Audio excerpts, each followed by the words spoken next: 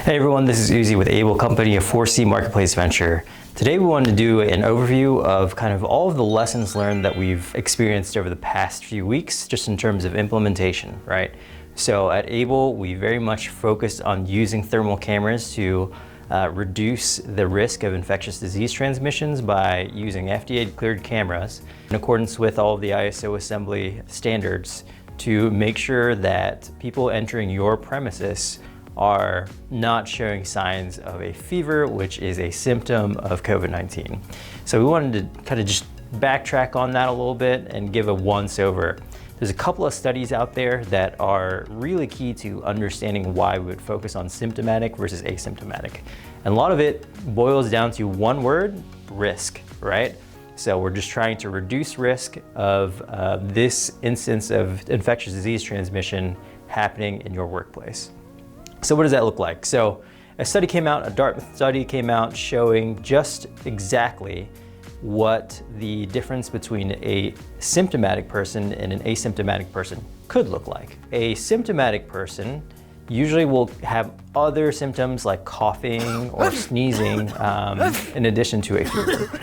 So when a person coughs, they have up to 30,000 droplets, respiratory droplets, come out of their body at a rate of 200 miles per hour. So you could imagine a small volume room, like a conference room, someone sneezes who is symptomatic, that respiratory droplets are basically going to fill up the capacity of that room, right? So within those 30,000 droplets, you have approximately 200 million virus particles in those respiratory droplets. So what that means is that you just have a higher likelihood of getting the virus through exposure from a symptomatic person as opposed to an asymptomatic person. There's still some risk with asymptomatic people, but the higher probability of risk is that symptomatic person, right?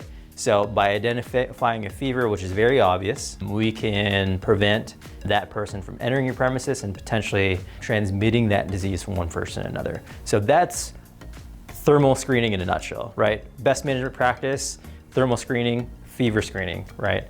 So in addition to that, there are some other things that we can bring to the table.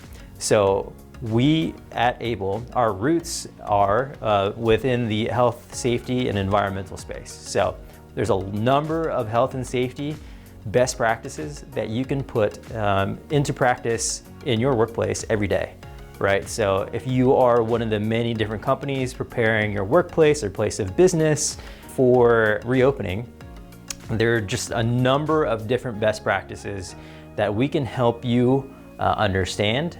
We can help look at your facility and audit, as well as just advise you if you are currently building your plan to reopen, right? So again, very much not just selling cameras, but also instituting best management practices on the health and safety side and putting this all together in a way that can help you comprehensively reduce risk through all the different programs, policies, practices, technology into place in your places of business to reduce the risk of infectious disease transmission.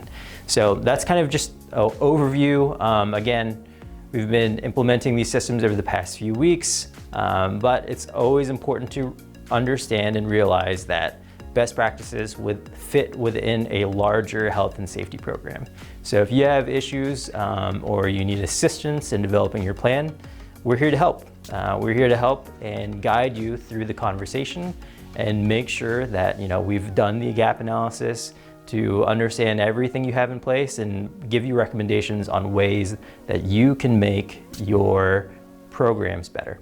If there's any questions, feel free to reach out to me. We look forward to hearing from you and look forward to having you take advantage of everything that we've learned. Thank you very much for your time and have a great day.